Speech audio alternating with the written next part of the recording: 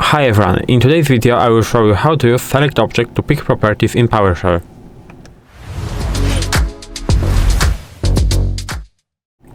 So let's start. And as I said, select object lets you choose exactly what data you want to see. So I will show you some examples what you can do it with it.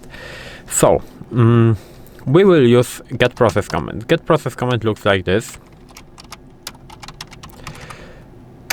As you can see, the standard output looks like this. We are listing all processes from our system. We have some information right there, but we will use select object to filter the data right now. So what can we do? We can use get process again, of course, but with the pipeline. And now we will use select object, and we will specify the property. So property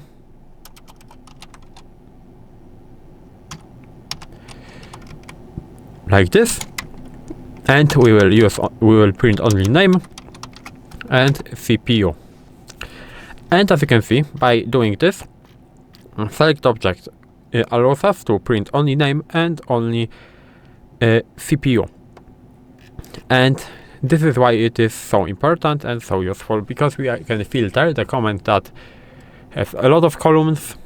Some of them might be not really important for you, but you can choose only the one or the ones that you need. So this is how it works, but we can do something different. So we can by select object filter only first and last items. So we can do something like this: get process and select object and minus first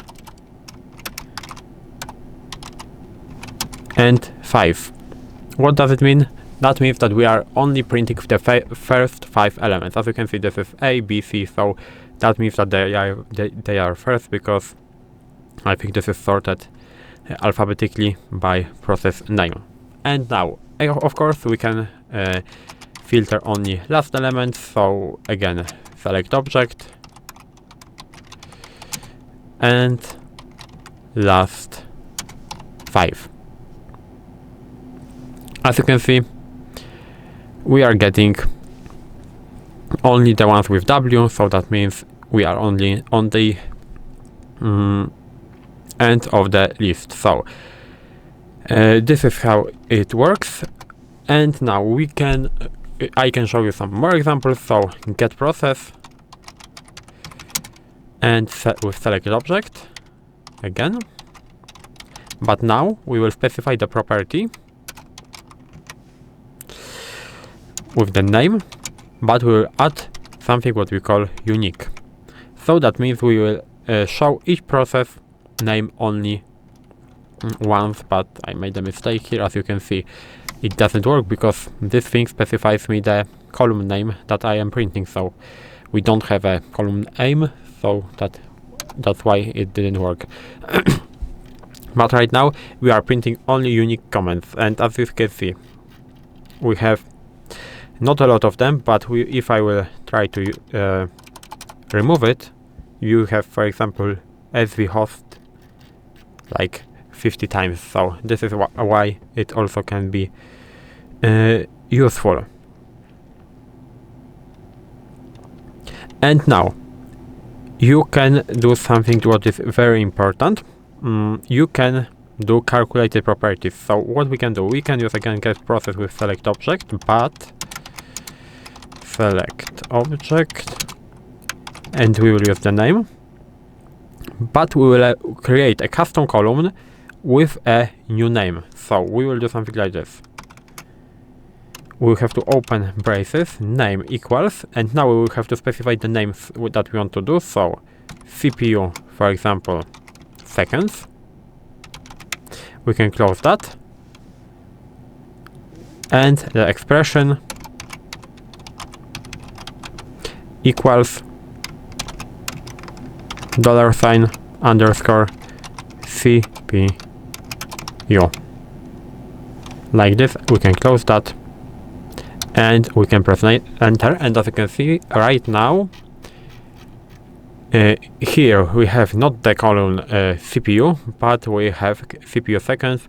I made a spelling mistake right there, but it doesn't really matter. So you can even rename the column name right there at the top, and this is why it is very important.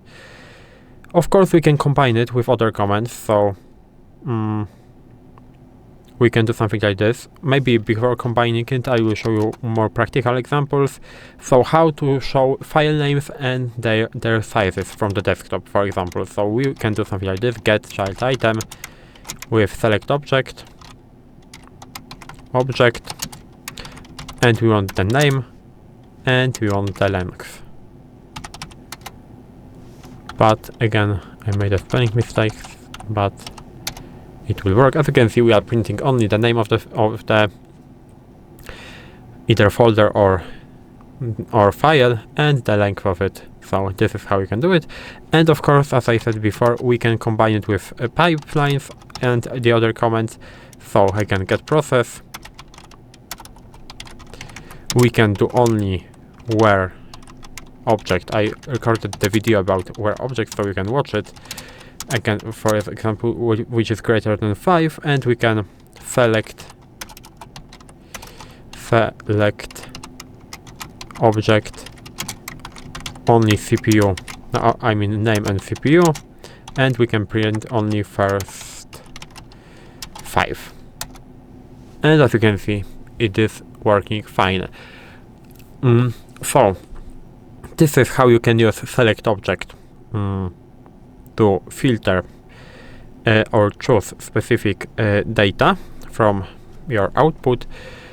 And this, if you found this video helpful, please leave a like, subscribe to the channel, and I hope to see you in the next videos.